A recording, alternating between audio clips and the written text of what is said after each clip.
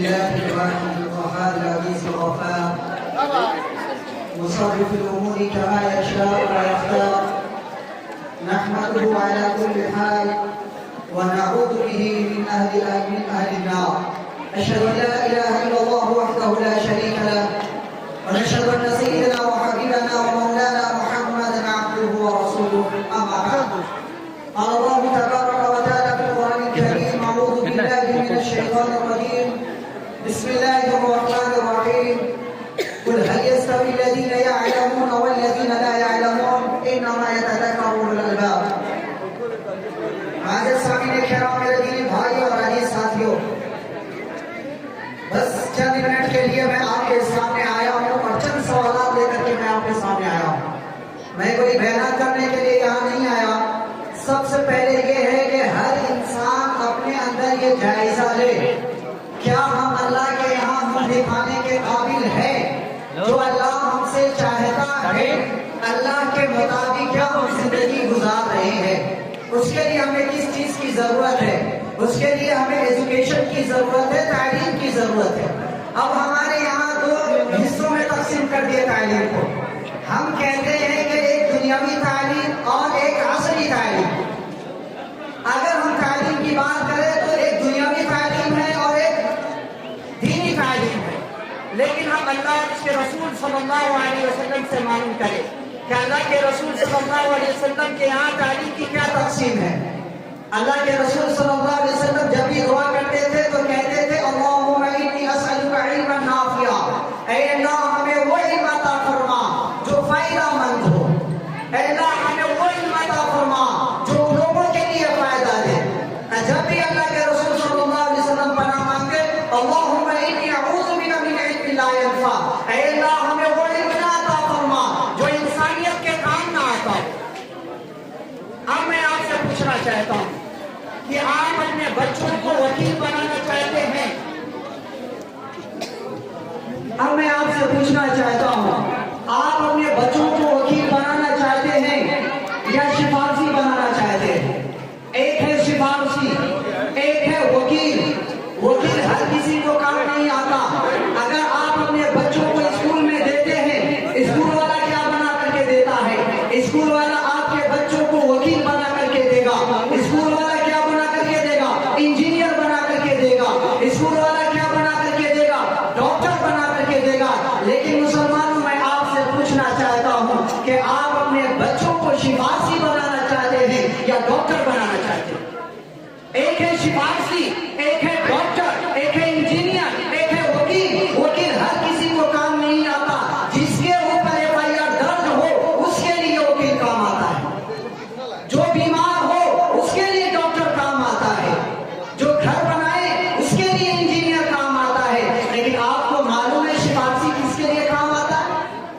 आप अगर मदरसे वाले को अपने बच्चों को दीजिए, मदरसे वालों के हवाले अपने बच्चों को कीजिए, मदरसे वाले आपके बच्चों को सिफारसी बना करके देते। ये सिफारसी क्या करते हैं? एक मिसाल से मैं आपको समझाता हूँ।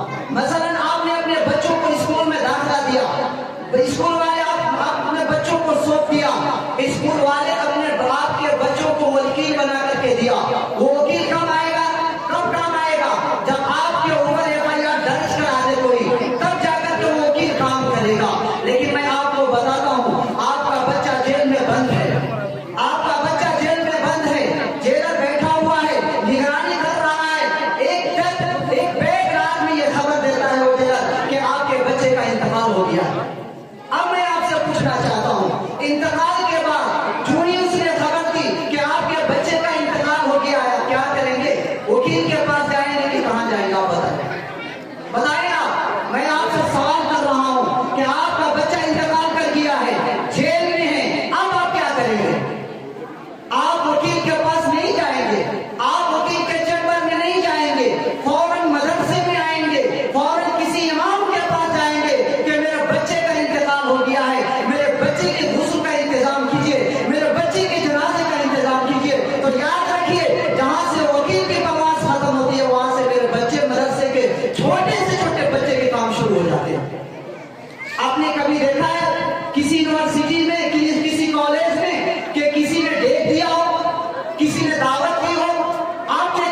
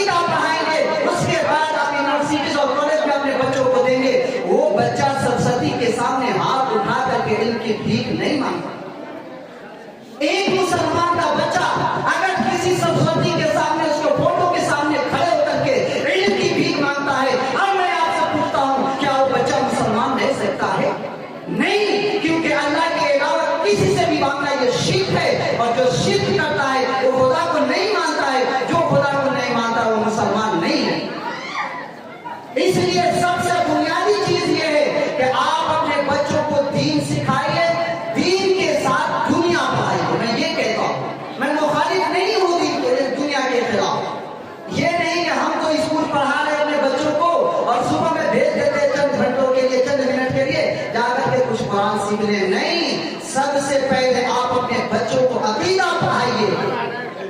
अकीदा पढ़ा देंगे तो इंशाअल्लाह ये बच्चे कामयाब हो जाएंगे।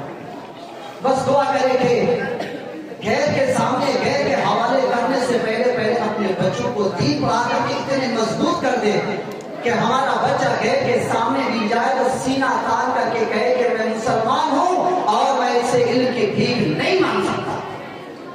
दुआ करें कि अल्लाह रब्बुल इज्जत सबको अमल करने की तौफीक दे।